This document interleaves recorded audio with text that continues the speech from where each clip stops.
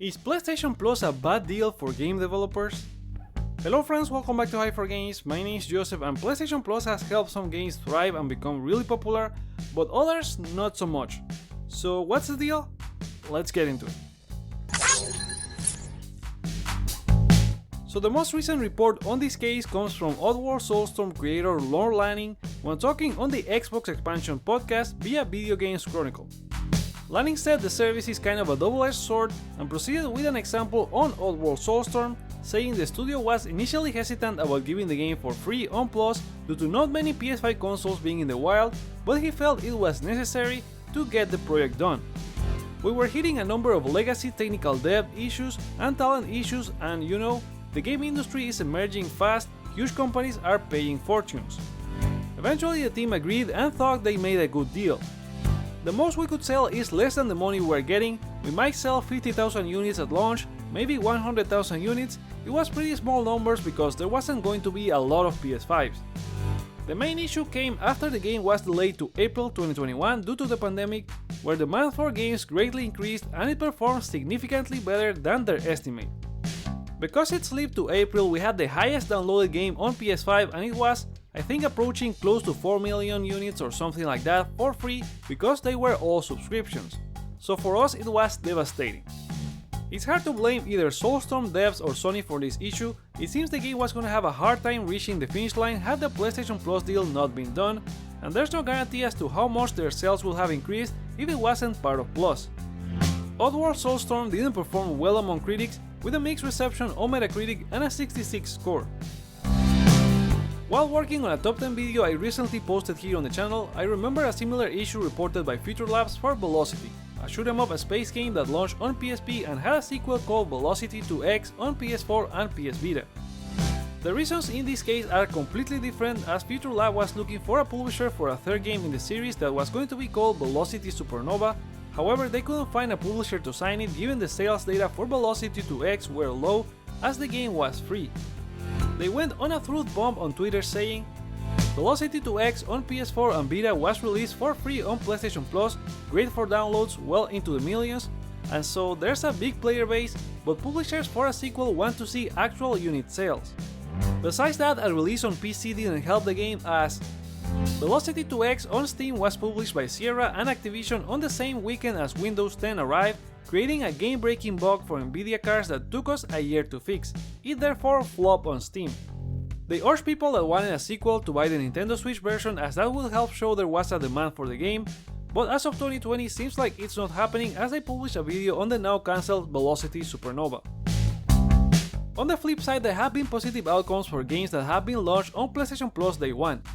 The most recent one dates to the summer of 2020 when Fall Guys Ultimate Knockout was part of the August free games lineup, and developer Mediatonic was able to generate enough buzz through influencers that it was successful in terms of downloads on the PlayStation platform and on PC via Steam. According to publisher Devolver Digital, by August 26, Fall Guys went to become the most downloaded PlayStation Plus game of all time, setting a Guinness World Record in the process, and it gathered 7 million units sold on Steam. Another example would be Psyonix's Rocket League, part of the free monthly games in July 2015. Founder Dave Hagewood provided more insight on the deal in an interview with Eurogamer, saying they thought of the opportunity as a straightforward one even if it limited their potential revenue. If you're trying to establish a new brand, I believe it is far more important to get mindshare than revenue. This can be a tough call because making a new game carries so much risk. You're usually out of budget by the time you get to release. They also didn't want a repeat of Supersonic Acrobatic Rocket Power Battle Cars for PS3, which was the same game but wasn't successful. And without any marketing budget to spend, having it for free and relying on influencers turned out to be the right call.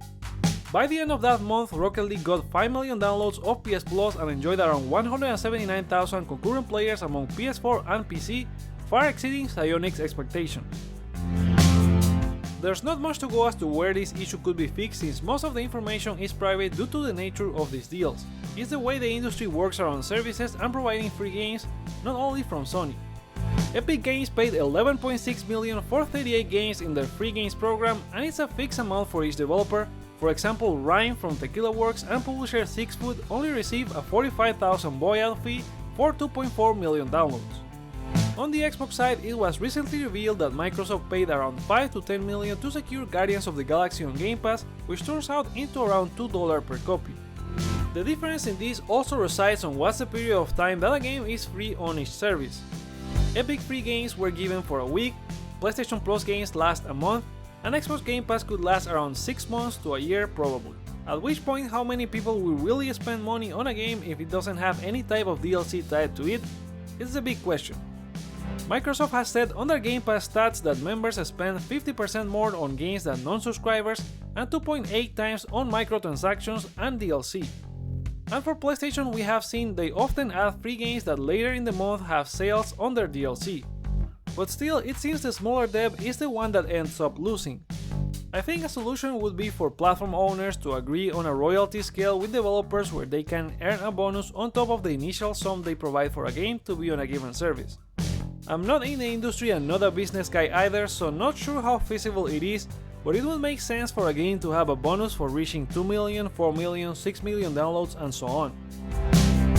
So there you go, the news on PlayStation Plus and probably any type of game service being a double-edged sword for developers.